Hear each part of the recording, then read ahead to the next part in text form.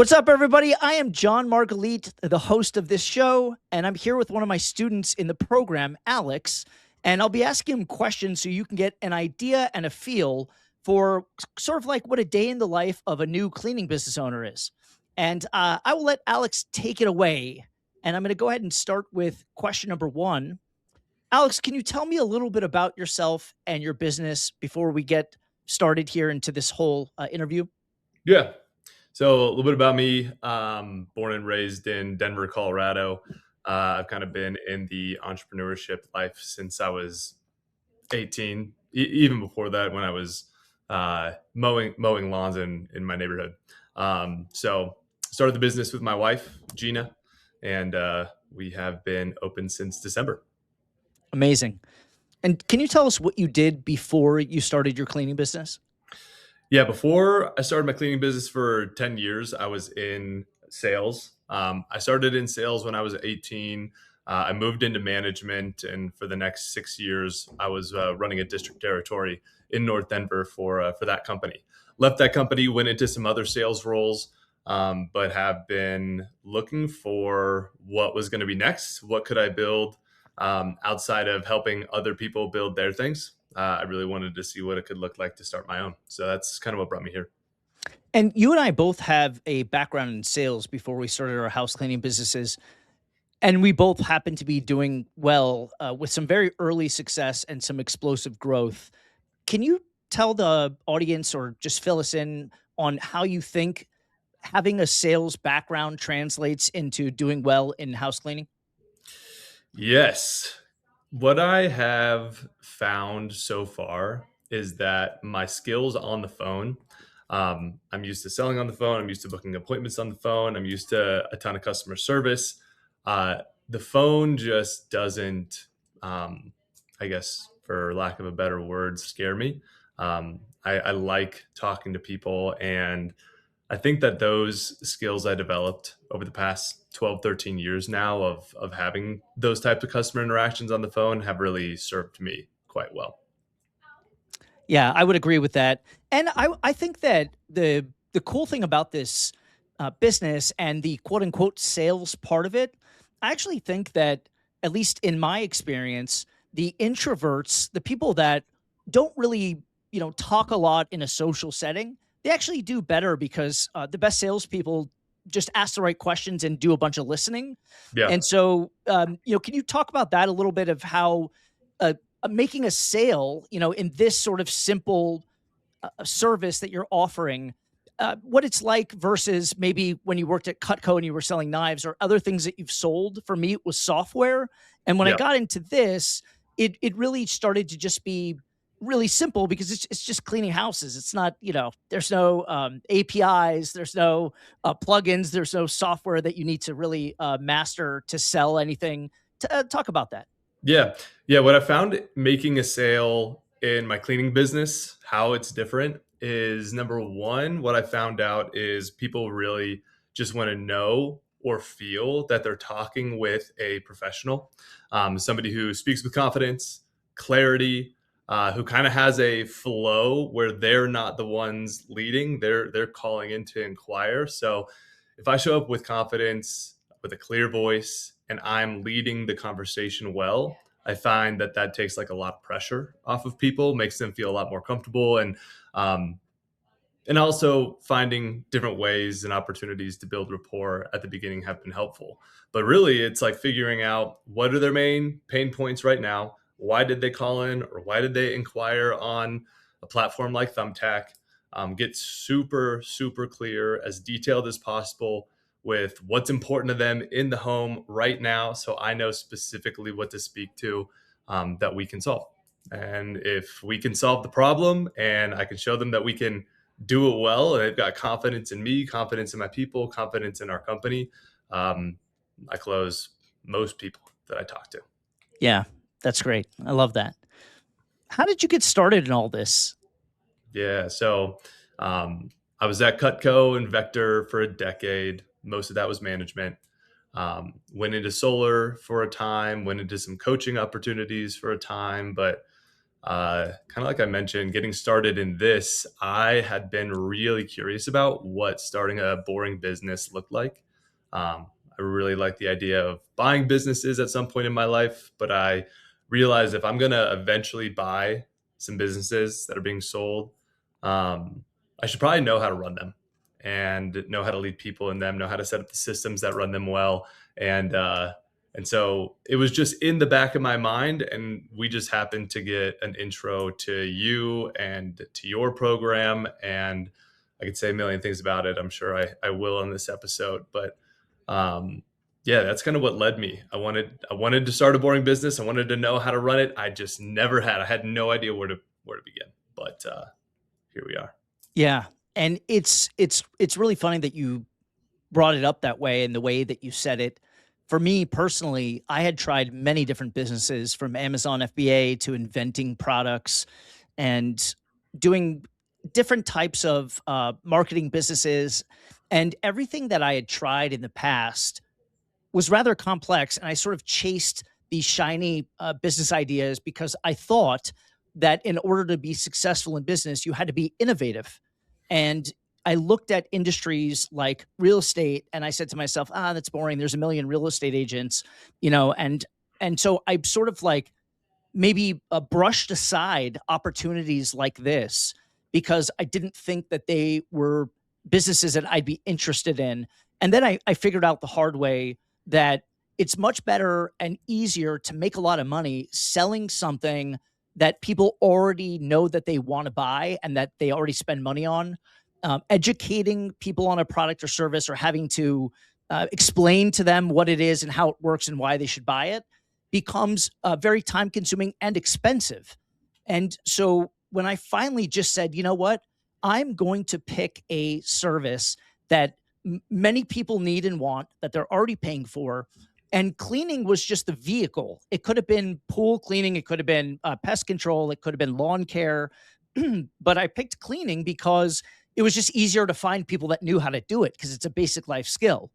And so it's funny the way that you say that because I think now looking back at my last 4 years, the easiest and best way to make money is to provide a service that people need and want but don't want to do themselves and Mhm. just find the most simple service, and that happens to be cleaning. So based on that, can you tell people where you are in the Rags to Riches University program right now? And just to give context, Alex is in my mentorship, my 90-day build program where we build the business with him, and it's a lot of hands-on training from me and my team. But I want you to share where you are now, and you know, as opposed to, or not as opposed to, but in context of where you started, and talk about revenue too, so people can really get an idea of the kind of growth that you've had. Great.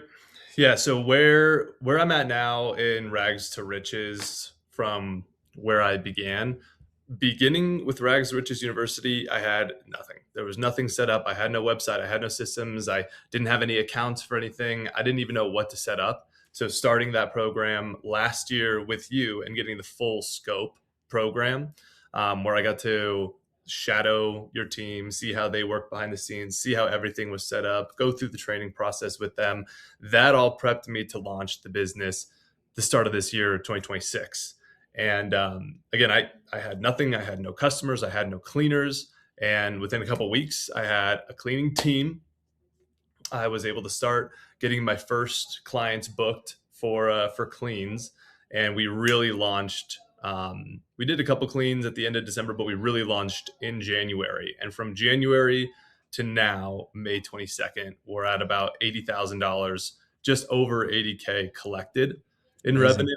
Amazing. And I've got a team of seven cleaners, and they rock.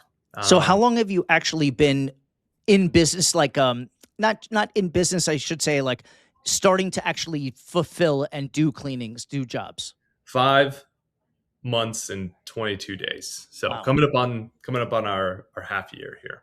And for this month, I imagine every month that goes by, it's like your new best month as you Yeah. continue to scale. For the this is we're in May of 2026. What do you think that gross revenue will be in the month of May? We're projected just over 20. Wow. Yeah, Okay. just over 20,000. which we did just under 20,000 last month. So we're going to have two almost 20K months back to back. Wow, amazing. Congrats on that. Can Thank you you. describe what your process for trying to make money online and growing a business looked like before you joined this program? Yeah, my process for trying to start a business online or make money online before Rags to Riches University was a whole lot of almost nothing. I I did some high ticket sales jobs. That wasn't my business though, and that was successful. But again, it wasn't me building it. I wanted to start a men's coaching program, which eventually, at some point in my life, I will do. But I tried to start that online, and it was too money focused and not enough like heart led. So it wasn't great gaining any traction. So that there was that attempt there, and then it was a whole lot of like twiddling my thumbs into like what could I start. There's everybody's preaching something online, and everybody's thing is tends to sound like the best thing, but this was the only thing that I found that actually had a proven system with proven results. One thing that stuck out to my wife and I when we were looking at Rags to Riches was you were posting real revenue numbers on a monthly and yearly basis. There was tangible evidence that what you were doing was working. And then you had a system to actually train and coach people through that to start their own. Um, so that's what stood out the most. Yeah, that's terrific. What were the main challenges you were facing that made you seek help? I mean, you kind of alluded to it that you were doing a lot of nothing and twiddling the thumbs, thinking about what business you could start. But why did you, or what made you say, you know what, I'm going to go get a mentor, or I'm going to go get a coach, if you will, or somebody Yeah, that's been there? What was the decision making process that led you to that? yeah. Um, Process I went through in deciding to work with you, seek out mentorship. One is I love systems. You give me a system, proven system that works, I will go all in, give it everything I got, and make it work for me too. I love a good system. Creating systems, creating websites, like spending time on organizing everything behind the scenes, that's not my strong suit. It's not my forte. I could I could do it. It would take me a lot of time. There'd be a lot of procrastination involved. When I had the opportunity to join your program and have the done for you side of it, that was like a no brainer for me. And was it an investment in at the beginning when I wasn't making any money? For sure. Would I do it again a million times? Yes, because my wife and I both have this mindset: is we will invest into mentorship. If somebody's doing it at the highest level and we have the opportunity to learn from them, work with them, like we're going to put the money, we're going to put the money in, because every time we've done it, we've seen the return on our investment. So we're kind of serial investors into ourselves. Even sometimes when we haven't had the technical cash in the account, we found a way, and this one's already paid for itself. So, which is rare, I'd say. Yeah, that's great. You bet on yourself. Yeah, And you know that the only way to achieve real freedom in life and to not have to rely on someone else for a paycheck, not having to have somebody tell you where to be, what to wear, what time you need to start and things like that, yeah, is pursuing this path so that that way you can create your own paycheck, not having to depend on someone else. But the main thing that I sort of gleaned from what you said, and I think is the real value in having a mentor or to invest in proven systems, is the time that you save. For me, it took me about 18 months of trial and error and wasted, lost money to figure out all these things and to document them in a way that I could hand it off to somebody. And when I first handed it off, it was to Teresa, my first virtual assistant. And when I saw her excel and start to run the business without me, then it sort of clicked, and I was like, well, if she could do it with some training, then other people who are motivated to start their own thing, perhaps I could give them this same sort of system and they could run with it. And I'm grateful that it attracts people like you and Gina because building the community and even just talking in the Discord, doing the weekly meetings, it's really, really fun and enriching for me, and I think all of us, to be around people that are ambitious and that are chasing and trying to achieve the same goals. It really helps us keep going. One of the Yeah. things that I want to mention is that of all the people in your cohort, you're one of the more successful people, and I don't think it's a coincidence that you still show up every week to the meeting. A lot of people have fallen off on attendance for that because they either just don't really think they need it anymore, or they're doing well and they're just busy, which I totally get. Like Gonzi is killing it, and he just comes every once in a while and pops in, whereas he was coming religiously for the first 90 days. Um, so that's really interesting feedback that you gave.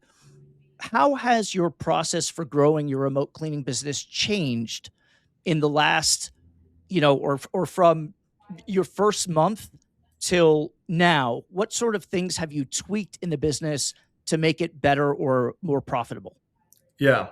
Okay. Some things that I've tweaked to make Dream Team more profitable or run smoother. At the beginning, I was like purely focused on, do I have my team trained well enough to go perform the job well enough to make sure that the client is super satisfied. We're getting some 5-star reviews. We're getting some recurring revenue going.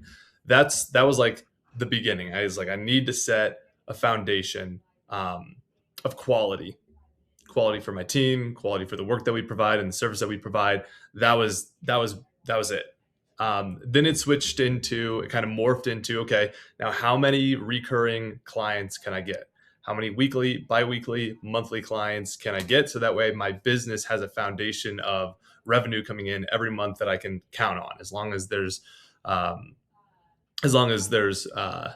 what's the word I'm looking for? Not attrition. Yep, churn.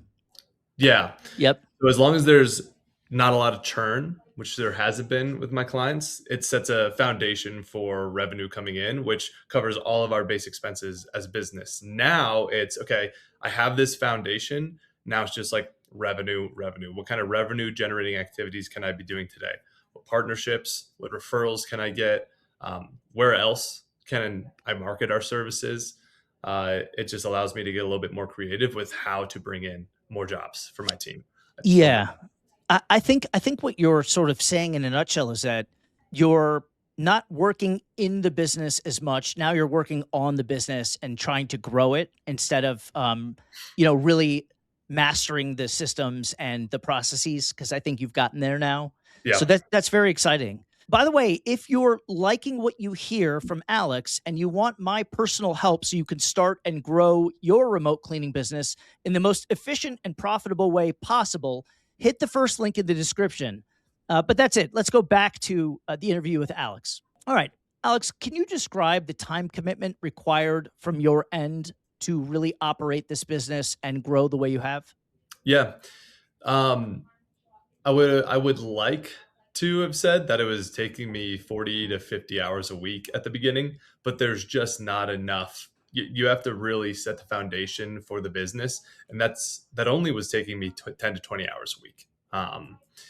And now it's ramping up a bit, which is really what I had hoped for. I wanted some more work on my plate, but especially at the beginning, it was like, yeah, 10, 15, 20 hours of work that I was putting in. I started it while I still had my other sales role. And so I was able to do both of them together, which was nice. It did hit a point relatively quickly where I was like, I can see way more financial opportunity coming from my cleaning business than my sales job. It was kind of taking away from my focus. And so I decided I had, fortunately, I was doing well enough that I could leave that sales job and go full force into this. And now I do my best to make it a 40-hour plus a week job. But I'll be hiring a VA here soon to take some of that off my plate, and so it's going to go down. And then I'll figure out more ways to make more money or hire more people to bring more in. So I love it. that's about what it And is right remember, because you did the mentorship program, the founder intensive, When you're ready for a virtual assistant, remember, I owe you one. It's part of the package. So when you want to get a virtual assistant, I will recruit, hire, and train that person, and then install them in the business collaboratively with you. So when you're ready, we have quite a few really good candidates that I've been sort of earmarking for you. Can't wait. Yeah, it's going to be great. I'm excited for you. Uh, Based on the results so far, where do you see your business in the next 6 to 12 months? So I had a pretty ambitious goal coming into this year. I was like, I want us to do $400,000 in revenue, and 400K in revenue ahead of us right now. We have a total of 135,000. So we're creeping up on the halfway mark, um, almost at halfway into the year. So I know we're going to do 300K. Like I will do everything in my power to make that happen. And there is an off chance that we make it to that 400K mark in rev. So yeah, things are stacking nicely, but that's what we're projected right now. Nice. I love that. What's been the single most valuable part of working together? To answer that with one single most valuable thing is going to be difficult.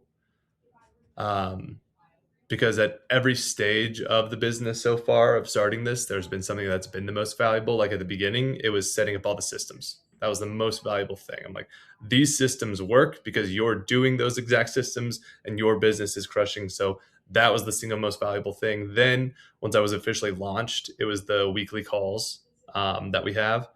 That was the next single most valuable thing, and that's because I got to bring all of my challenges, questions, hear what the other people in the cohort were going through, and it was just the ability to have questions answered on a weekly basis.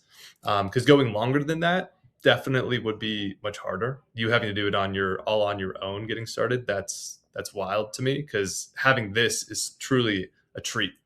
So yeah, the weekly cohorts I think is extremely valuable. And then everybody's posting in the Discord almost daily, probably daily, and there's always something in there that can either I answer and help or I receive feedback from, and that helps my business. So I'd say that community.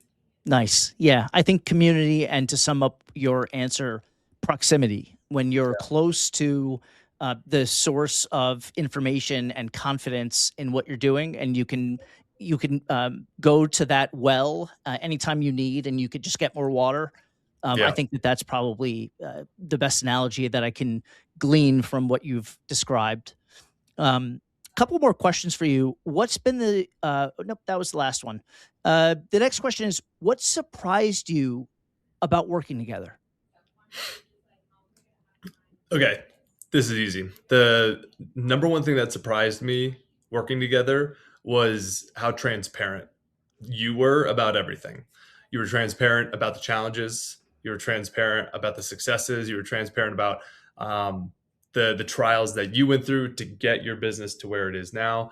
It's just like the utter transparency around numbers. Nothing is what I number one thing that I look for in a leader always is integrity. um, so it's the integrity and the transparency. Nothing is overinflated. It's very like cut and dry. If you do this, you will see this. If you don't do this, you can't promise anything. And I just value that. I love it. Thank you. That means a lot to me. It's funny, Alex had brought his brother into the fold to see if it was a good fit for him. And I had about a 30-minute conversation with Alex's brother. And by the end of the conversation, I actually encouraged him to not pursue a cleaning business because it just wasn't a good fit for him. And so I try to give some good advice on maybe some things that are a better fit. But I think that that's a really big thing when it comes to integrity. If I see somebody who I just don't think that this is a good path for them, I'm certainly going to say that. And it helps me a ton too, because, I obviously everybody who's teaching somebody something, they want them to have success. So it's very important to have that aligned and it be the right person for this type of business and for going through this type of experience. And I think that if you're listening to this and you have any experience in sales, I was software sales. Alex was selling knives or kitchenware, and those skills really translated well into being on the phone with customers who were calling to book for cleaning service. And I think that that's probably the most valuable thing, only because that's how you bring in cash. And if you're really good at talking to people and you like people in general, then it's very easy to book them and get their credit card information and to process payment over the phone. So I think that that's just a common thread that I see that I wanted to call out.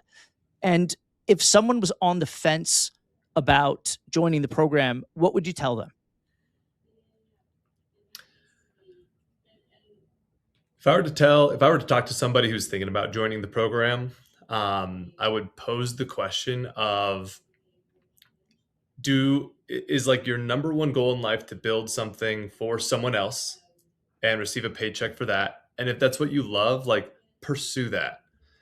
But if you're interested in building something that you own outright, that you can sell one day, or maybe you can pass it down to your children, um, bet on yourself. Like, put yourself in that scenario where you have to bet on yourself. I promise you, it's a number one, super rewarding experience. Is it difficult? Yes, it absolutely is. If it was the easiest thing on the planet, everybody would be doing it. But man, if you're tired of just like trading your time for money, pursue it. Look into it. It's one of the few paths that I've found that actually has a system laid out for success as well. There's plenty of other things you could do where it's just like you figure it out on your own. That's an awesome path too, if that's the route you want to take. But this is just one that's rather clear, which again is super rare to find. And a great segue then. Did you have any fears or hesitation before you joined? Yeah, I did. I had a lot of confidence in myself and what I'd done previously. I'd managed massive teams. I'd led. I'd done speaking. I'd done my own sales. That was there, but there was also the fear of the unknown. And like, yes, works for other people. Can it work for me?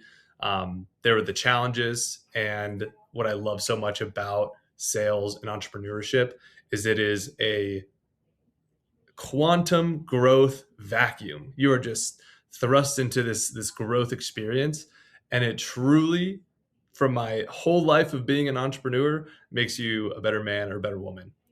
So as you pursue your life, and whether that's fatherhood or motherhood or whatever it is for you, you will also start to become the best version of yourself through it. And I think that's super valuable. It's hard to put a price tag on that, because then you can do so much afterwards too. Yeah, I always tell people, and I truly believe the real value of the program is how much more resilient you become, how much more capable you become, how much you realize that you can solve problems that stops other people dead in their tracks. Hmm. And the confidence and the best version of yourself that comes as a result of the training and just your experience building a business is something that I think puts you ahead of 99.9% of people out there, in terms of survival and basically achieving the life that they want and being truly happy. I think that what it's done for me and what I've seen in a lot of people is, we find happiness in taking things to the limit and seeing how much we can actually achieve in this life and the effect we can have on others. For me, it's the cleaners. When I every 2 weeks when we do payroll and I see big checks going out, big direct deposits to the cleaners, nothing makes me happier than that. So it's definitely, what you said is spot on for me, and I totally agree with that. And lastly, any final thoughts that you'd like to tell the viewers? Let's see.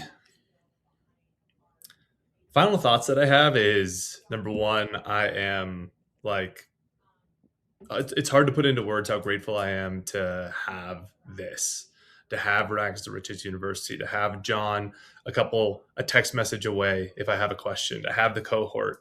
Yeah, it's hard to put into words how grateful I am.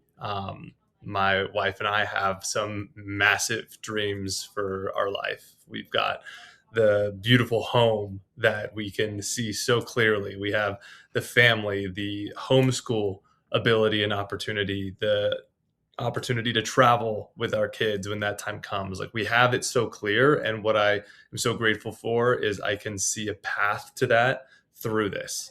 And yeah, so makes it hard to put in words the gratitude that I feel, but that's the last thing I would say. Likewise, I feel the same thing back to you and to everyone else. This has been awesome.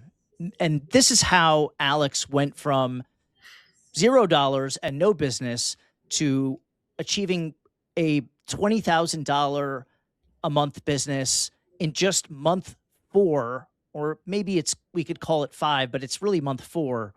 And this was just, since December of last year, and we're only in May. And he's to the point now where he's projecting $300,000 to $400,000 in revenue in his first year, and the potential of a 6-figure plus net take home in his pocket with his remote cleaning business. So at this point, the way I see it, you have 2 choices. Number 1 is you can take everything you've learned in this video and go try to put it into practice on your own. Or 2, you can hit the first link in the description and apply to work with me as your mentor. Completely your choice. I'll see you the next one. Thanks so much, Alex. My pleasure.